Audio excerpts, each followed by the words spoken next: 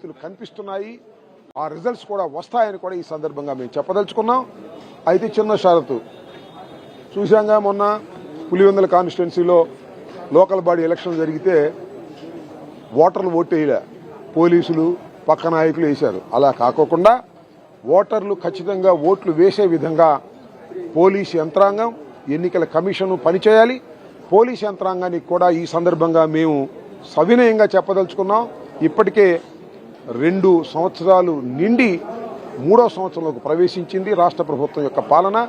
మీరేదో తెలుగుదేశం ప్రభుత్వానికి అనుకూలంగా ప్రవర్తించాలని ప్రవర్తిస్తే మాత్రం చూస్తూ సహిస్తూ వైఎస్ఆర్ కాంగ్రెస్ పార్టీ ఊరుకోదు. రాబోయేది మళ్ళా వైఎస్ఆర్ కాంగ్రెస్ పార్టీ ప్రభుత్వమే అని ప్రజలు ఘోషిస్తున్నారు. ఎవరైతే తప్పు చేస్తారో పోలీసు అధికారులు కానీ ఇతర అధికారులు కానీ వారందరినీ గుర్తుపెట్టుకొని చట్ట ప్రకారంగా వారి మీద యాక్షన్ తీసుకుంటామని కూడా ఈ రోజున జగన్మోహన్ రెడ్డి గారు మీటింగ్లో చెప్పారు. దీన్ని కూడా అధికారులు పోలీసు యంత్రాంగం ఖచ్చితంగా గమనించాలని కూడా ఈ సందర్భంగా నేను చెప్పదలుచుకున్నాను.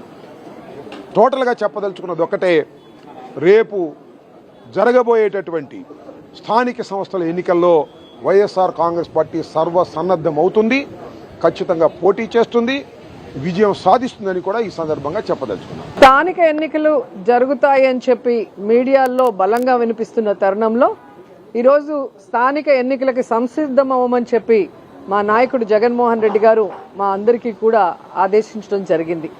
ఎందుకంటే ఈరోజు లోకల్ బాడీ ఎలక్షన్స్లో కూటమి ప్రభుత్వం చేసిన మంచి ఏమీ లేదు కాబట్టి పోలీసుల్ని పెట్టుకొని దౌర్జన్యం చేసి గెలవాలి లేదా దొంగ నాటకాలు ఆడి గెలవాలి అన్న ప్రయత్నాలు చేస్తున్నారు. కాబట్టి ఆ ప్రయత్నాలని భగ్నం చేస్తూ ప్రజలకి అండగా నిలబడి ప్రజలకి సర్వీస్ చేయగలిగిన మంచి క్యాండిడేట్స్ని ఎన్నిక చేసి ఈ లోకల్ బాడీ ఎలక్షన్స్లో వైఎస్ఆర్సీపీ విజయకేతనం ఎగరేయాలని చెప్పి డిసైడ్ చేయడం జరిగింది.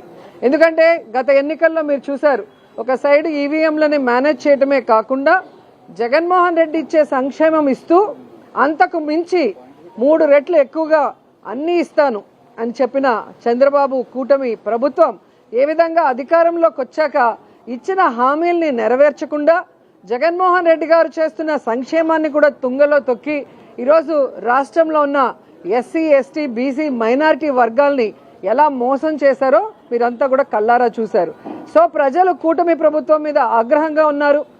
వైఎస్ఆర్ కాంగ్రెస్ పార్టీ మనకి సచివాలయ వాలంటరీ వ్యవస్థ ద్వారా ఇంటింటికి వచ్చి ఎలిజిబిలిటీ ఉన్న వాళ్ళని వారే అప్లోడ్ చేసి వారికి రావాల్సిన ప్రభుత్వం నుంచి ప్రతి సంక్షేమాన్ని, ప్రతి అభివృద్ధి కార్యక్రమాన్ని అందించారు.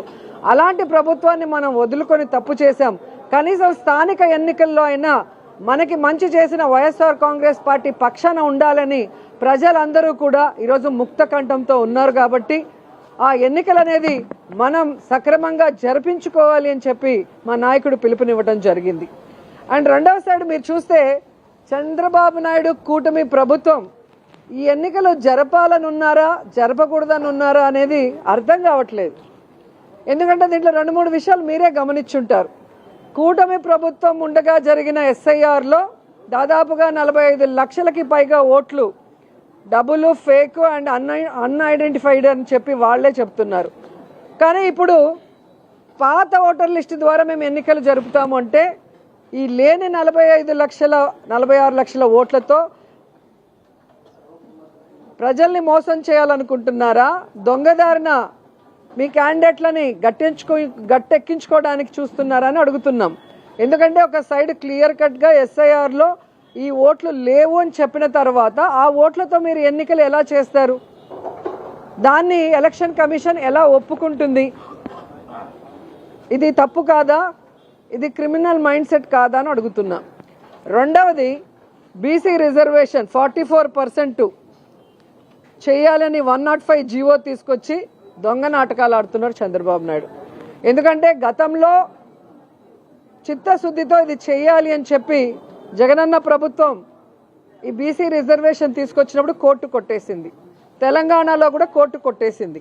అయినా జగన్మోహన్ రెడ్డి గారు చిత్తశుద్ధిగా ఆయన బీసీలకి ఇచ్చిన పర్సంటేజ్ మీరు చూడండి లోకల్ బాడీ ఎలక్షన్స్లో.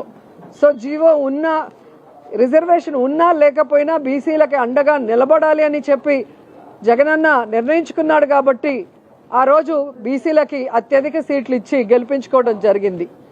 చాలా చోట్ల బీసీ రిజర్వేషన్ లేకపోయినా కూడా జడ్పీ చైర్మన్ కానీ అలాగే మున్సిపల్ చైర్మన్లు కానీ మేయర్లను కానీ ఏ విధంగా బీసీలకి ఇవ్వడం జరిగిందో మనం అందరం చూసాం.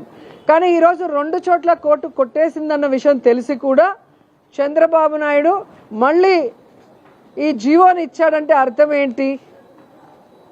నేను ఇచ్చాను కానీ కోర్టు కొట్టేసి ఎలక్షన్ ఆపేసింది అని ఎలక్షన్ జరగకుండా ఉండటానికి దొంగ నాటకాలు ఆడుతున్నాడని నేను అడుగుతున్నా. మీకు చిత్తశుద్ధి ఉంటే మీరు ఎంతమందికి కావాలన్నా కూడా అంతమందికి మీరు లోకల్ బాడీలో ఇచ్చుకోవచ్చు కదా. ఎవరు మీకు అడ్డు చెప్పారు? కేవలం ఎప్పుడు చూసినా దొంగ మాటలు, వెన్నుపోట్లు, అబద్ధాలతోనే నడిపిస్తున్నారు. అందుకే మేము అంటాం ఎన్డీఏ కూటమి అంటే నాటకాలు, డ్రామాలు, అబద్ధాలతో నడిచే కూటమి.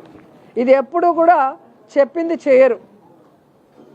సూపర్ 6, సూపర్ 7 అన్నారు. ఏం చేశారు దాంట్లో? ఒకటి నాకు చెప్పండి. ఈరోజు ఒక కొత్త పెన్షన్ ఇచ్చారా? 50 ఏళ్లకే ఎస్సీ, ఎస్టీ, బీసీ, మైనార్టీ వాళ్ళకి పెన్షన్ ఇస్తా అన్నారు. 50 ఏళ్ళు పూర్తయినా ఒక్కరికైనా ఇచ్చారా? అసలు ఓవరాల్గా ఒక కొత్త పెన్షన్ ఇచ్చారా? ఒక కొత్త రేషన్ కార్డు ఇచ్చారా? ఒక కొత్త ఇంటి పట్టా ఇచ్చారా? ఒక నిరుద్యోగికైనా నిరుద్యోగ భృతి ఇచ్చారా? ఈరోజు ఏది కూడా చేయకుండా ఆల్మోస్ట్ 2.5 సంవత్సరం దాటిపోతున్నా ఇంకా కూడా కళ్ళకి గంతలు కట్టినట్టుగా దొంగ జీవోలు ఇచ్చుకుంటూ, దొంగ మాటలు చెప్పుకుంటూ ఈరోజు పబ్బం గడపకోవాలనుకుంటున్న కూటమి ప్రభుత్వానికి బుద్ధి చెప్పాలి అని చెప్పి ప్రతి ఇంటికి కూడా మన వైఎస్ఆర్ కాంగ్రెస్ పార్టీ సైనికులు వెళ్ళాలి.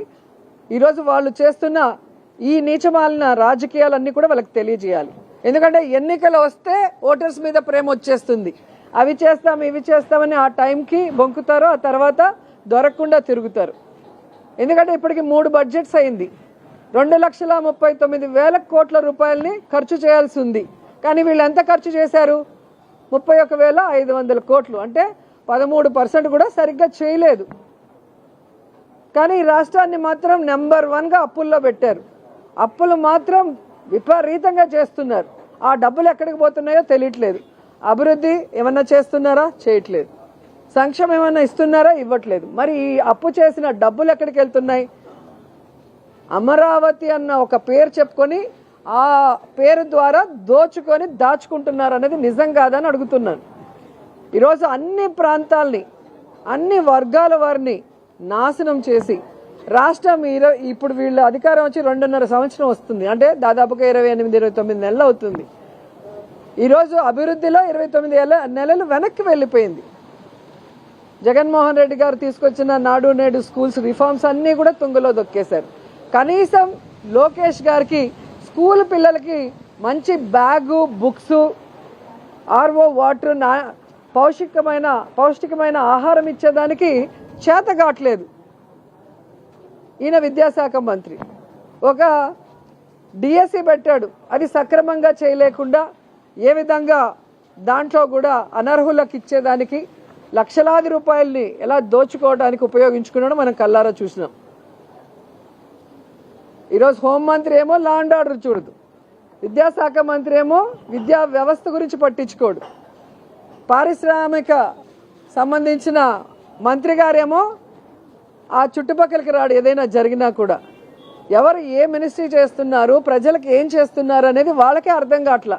కేవలం జగన్మోహన్ రెడ్డి గారిని, వైఎస్ఆర్ కాంగ్రెస్ పార్టీ వాళ్ళని తిట్టడానికే వీళ్ళకి మంత్రి పదవులు, ప్రెస్ మీట్లు పెట్టడానికే మంత్రి పదవులు తప్ప ఆ శాఖలో ఏం జరుగుతోంది, మనం ఏం చెప్పాము, అది ప్రజలకు అందుబాటులోకి తెస్తున్నామా లేదా అన్న చిత్తశుద్ధి ఎవరికీ లేకపోవడం దురదృష్టకరం. సో ఇలాంటి ఈ కూటమి ప్రభుత్వాన్ని కూకటి వేళ్లతో పెకలించాలి. రాబోయే లోకల్ బాడీ ఎలక్షన్స్లో మీరందరూ కూడా ఈ కూటమి ప్రభుత్వం చెప్పే అబద్ధాలను కానీ మోసాలను కానీ తిప్పికొట్టాలి. అలాగే పోలీసుల్ని హెచ్చరిస్తున్నాం. ఈరోజు అధికార పార్టీకి కొమ్ము కాస్తూ రూల్స్కి విరుద్ధంగా మీరు కనుక పనిచేసి దొంగ కేసులు పెట్టడమో, బైండోర్ కేసులు పెట్టడమో, క్యాండిడేట్లు బెదిరించి రాకుండా చేయాలన్న ప్రయత్నం చేస్తే ఖచ్చితంగా అలాంటి వాళ్ళ పేర్లు డిజిటల్ బుక్లోకి ఎక్కుతాయి. రాబోయే కాలంలో మీరు సఫర్ అవుతారు. మీకు ఏ కూటమి ప్రభుత్వ నాయకుడు అండగా రాడు అలాంటి వాళ్ళని నమ్ముకొని మీ జీవితాలని నాశనం చేసుకోవద్దని చెప్తున్నాను. ఎందుకంటే ఎలక్షన్స్ ఫేర్గా జరగనివ్వండి. ప్రజలకు తెలుసు ఎవరు వాళ్ళకు మంచి చేశారు, ఎవరు చెడ్డ చేశారో, దాన్ని బట్టి వాళ్ళు ఓటింగ్ చేస్తారు. ఈరోజు పోలీసుల్ని ముందు పెట్టుకొని అన్ని రకాలుగా భయభ్రాంతులకు గురి చేయాలనుకుని వాళ్ళు ప్లాన్లు వేస్తున్నారేమో, అవి కుదరని పని. సో వైఎస్ఆర్ కాంగ్రెస్ పార్టీ ప్రతి చోట కూడా కంటెస్ట్ పెడుతుంది, ప్రజలకు అండగా నిలబడుతుంది, ప్రజలకి మంచి చేస్తూనే ముందుకు వెళ్తుందని కూడా తెలియజేసుకుంటున్నాం.